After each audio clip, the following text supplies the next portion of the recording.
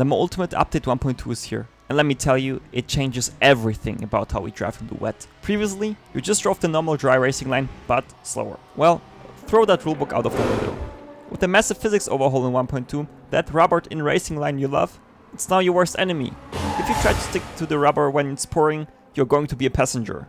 In this video, we are breaking down the new wet weather physics, why the track behaves this way, and exactly how you need to rewrite your muscle memory to be able to hunt for grip. We're going to look at 4 specific scenarios at Paul Ricard where I show you the wrong, and then the correct way, so you're able to survive in the rain. If you want to stop spinning and start winning in the wet, stick around. Also, make sure to subscribe and like the video if you enjoy this kind of content. But other than that, let's dive in. Before we hit the track, we need to understand the foundation of this update. Why does the grip disappear? In sim racing and real life, we spend the whole weekend rubbering in the track. That rubber fills the tiny pores of the asphalt, creating a smooth, high grip surface for dry tires. But when it rains, that smooth rubber surface becomes incredibly slick, almost like ice. So here's the new golden rule for LMU 1.2. Stay off the racing line in the wet. I know, it sounds contradictory. In the dry, you'd always like to have the widest approach on the entry and exit, but when it gets wet, you essentially are on the rubbered line and you lose all the grip. Instead, we need to try to approach the corners a bit tighter. We try to stay a bit more inside of the rubbered line, so our tires are basically on that rougher asphalt. And this offers significantly more grip, which compensates essentially for the tighter, sharper corner angle. And here is a massive tip for this current patch. Curbs are your lifesavers. Usually in sims, wet curbs are instant death. But right now in LMU, the curbs often provide the hook to keep your car rotating. They're your heroes, not your nemesis. Use them to keep the car on the trajectory you want. This was a lot of theory. Let's see what this actually looks like on the track. We are at Paul Ricard, a track notorious for tricky grip levels. We are going to look at 4 scenarios. For each one, I'll show the old habit, driving the dry line and failing, and then the new reality, finding the wet line. First up, the heavy braking zone at the chicane on the Mistral straight. Watch this. I stick to the traditional dry line on the right. The moment I touch the brake heavily on the dark rubber, the car just skates. I can't slow down, I miss the apex and the lap is ruined. The grip just isn't there to support that braking force.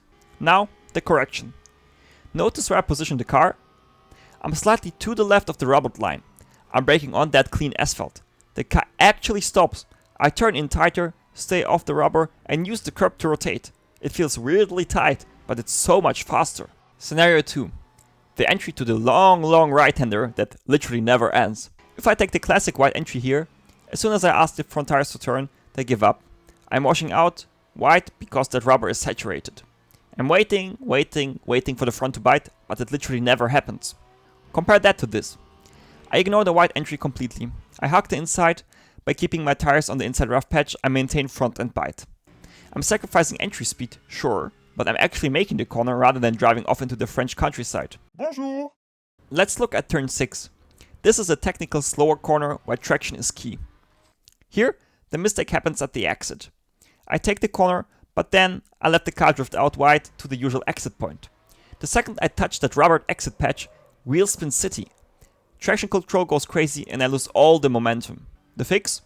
Square the corner off. I turn in slightly earlier and smoothly, and instead of letting the car run wide and drive the normal exit like I would do in the dry line, I keep the car tighter to the inside and stick around the curb. The difference I get in acceleration is massive. Finally, scenario 4. The late apex left-hander after the long right-hander.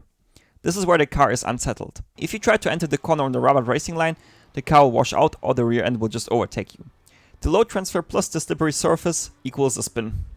Watch the wet line here. I cross over the rubber line carefully and enter the corner tighter than usual. Once I get to the inside, I go slightly back to the middle of the road to open up the exit, while still maintaining a gap to the rubber racing line. This allows me to still have a decent exit, while also getting the advantage of the abrasive surface. So, to wrap this up, the Lemma Ultimate 1.2 update has added a dynamic layer that we rarely see done this well in sims. Here is your checklist for the next time it rains. First, avoid the rubber. Don't drive the dry line on entry or exit. You'll have to cross it at the apex sometimes, but minimize your time on it. Offset your car. Place your car half a car with inside or outside the dry line to find that abrasive asphalt. Slower is faster. This is the most important one. You have less grip. Don't try to brake at your dry markers. Start early and work your way up to the limit. Do not start at the limit and work your way down, or you'll be in the wall. I absolutely love this update. It makes driving in the rain so much more complex and fun. If you found this guide helpful and want to see more LMU content, make sure to smash that like button and subscribe to the channel. Good luck hunting for the grip in the wet, and I'll see you in the next one. Bye bye!